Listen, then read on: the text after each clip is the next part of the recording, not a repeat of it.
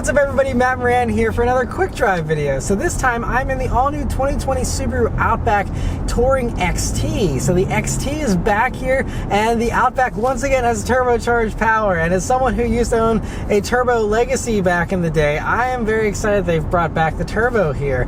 And so all new Outback in general, you know, and there's of course a non-turbo version still if you don't need the extra power. But for those who do want the extra power, it serves up a good amount of power. So it has the same motor from the Subaru Ascent, so it's a 2.4 liter turbocharged flat 4 engine, does 260 horsepower, 277 pound-feet of torque. Now it's connected to a CVT automatic transmission, so as an enthusiast that doesn't get me super excited because of course having a normal automatic is a little more predictable, a little sportier, but the CVT is better for efficiency, and that's the main reason why I think Subaru does it. And it also, you know, is a little bit smoother in many cases because you don't have those shifts going on.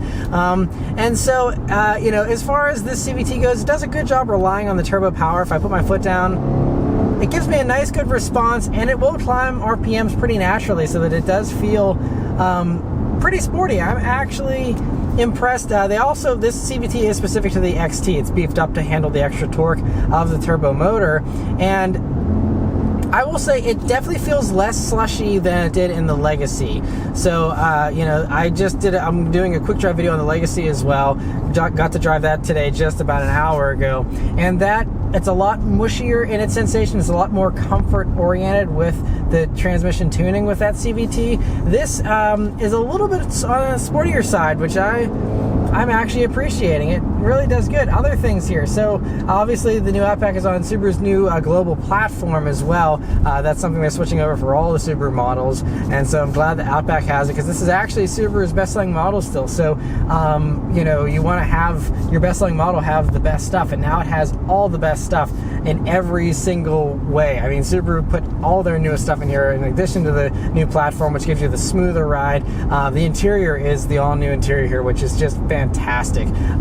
Starting off with these seats. These seats are sublimely comfortable. The Ascent also has very soft, comfortable seats. This actually feels even a little more comfortable than that. Subaru has some of the most comfortable seats in a car these days. I think honestly, some luxury brands could look at these seats and take some good notes because these seats are super soft. I could sit in these things all day long and not get tired of it. I mean, they are so comfortable. And also here in the touring trim, not only are they heated seats, but for the first time they're ventilated seats as well, which is a nice feature too. So that gives you, you know, just any kind of comfort you want in these seats, it has it. You know, it has a nice adjustable lumbar. You even have an adjustable thigh extension now, which is a new thing too, and a nice little addition there. Otherwise, you know, you have just nice analog gauges, nothing too fancy there, but you have plenty of tech with this massive, like 11.6 inch vertical touchscreen, which is great. So you can split it into two different areas, or you can have just the one big area depending on how you want to do things. Apple CarPlay and Android Auto would just be on like the top half if you were to run that, which it does have that capability as standard, which is great too. And so it's a really cool system. Unfortunately, I only have about 20 minutes with the Outback here to you know, talk about it and check it out. So I can't focus on it too much, but I will say I'm very impressed with the screen so far. It's very quick and snappy, and seems to be pretty easy to use, and you know, right up there. I think it's very similar to the Volvo setup in their screen. That's what it kind of reminds me of, and I love the Volvo setup, and this is you know, very good as well. And the handling is actually pretty good too for an Outback. You know, my parents had one of the older versions of the Outback, 2007, and I've driven, you know, all the other generations, and they're always, you know, a little bit on the softer side. And this is still soft and comfortable, but with this new platform, you don't have to give up handling as much for that soft, comfortable ride. So you're going around corners, it still feels pretty flat, actually, much better than the old Outbacks, which were a little more wallowy in corners. And so that makes for a great experience. You also have all the latest safety tech. So this has the driver monitoring system that Subaru has, where it'll actually, you know, scan you, and whenever you get into the car, it'll automatically adjust all the settings to whatever you prefer. So you can have, you know, it'll change the seat, the radio, the climate, all that type of stuff, because it recognizes you, and that's something that's a very clever feature. I'm surprised more companies haven't adopted, and I think that's really cutting edge stuff that Subaru's Subaru has here, and I think a lot of other companies will follow after them with that, and so that's awesome. You got this Eyesight System, which is now standard. It gives you all the driver assist technology, and that's all, great stuff. Although I will say that the lane keep assist system is a little overactive. Even if I get close to a lane, or I just get close to like either one side or the other, it seems to want to give me an alert. So I don't know how that gets dialed in. Maybe there's a way to adjust the sensitivity or something like that, but that is one thing that I'm noticing. It's definitely, as far as safety systems go, this one is a little more active, I guess, than some of the other ones from other brands that have all the same features, just they're a little more relaxed in their setup, it seems. But does a good job here. I'm really actually enjoying this. You have definitely the higher seating position here with the Outback, and it is a little bit bigger, and it has gotten heavier too. This one being a fully loaded, probably the heaviest example, close to about 3,900 pounds, but considering how heavy crossovers are getting these days, 3,900 pounds doesn't sound so bad anymore, and so I think they've actually done a good job of keeping the weight down pretty well in this too. But let's turn down onto this back road here and see how it does. Here we go.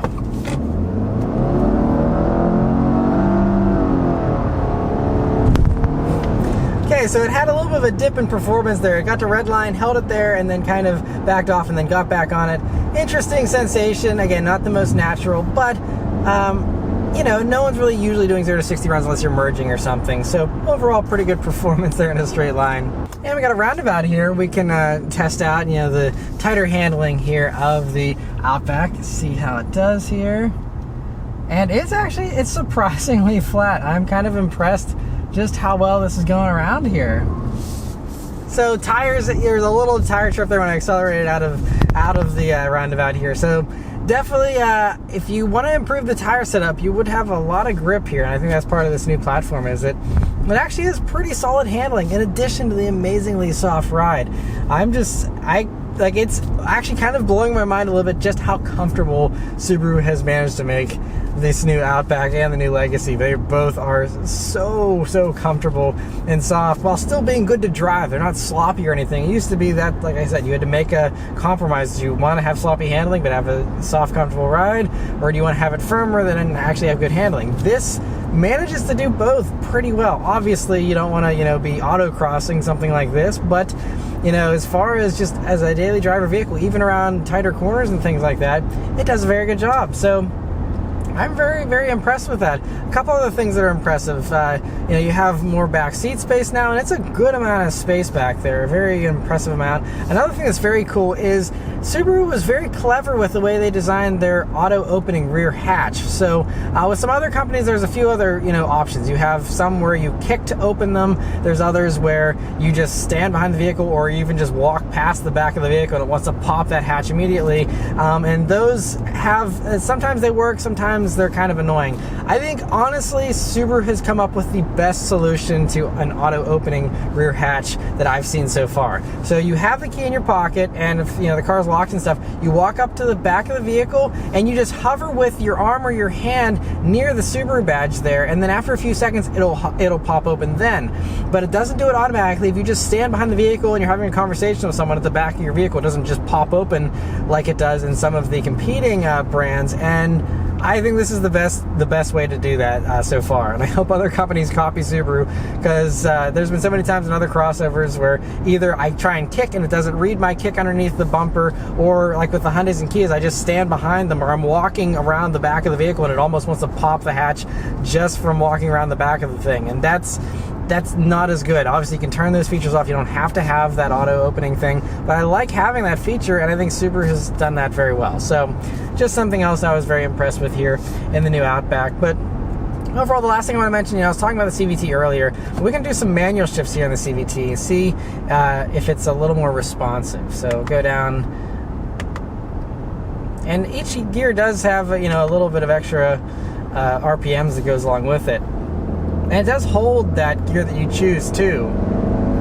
And it does a good job though. I mean, it's it's doing well. And also, I really like the brakes are nice and responsive. They start to bite really as soon as you lean into the brake. Just the very first, inch or two, you start getting nice braking action. So very responsive feeling brakes. Throttle response is a little mushy. That's just partially because of the CVT and turbo combo isn't going to be the most precise. So you have to be a little more brash with your throttle inputs than you would with some other vehicles that are a little more finely tuned in that regard.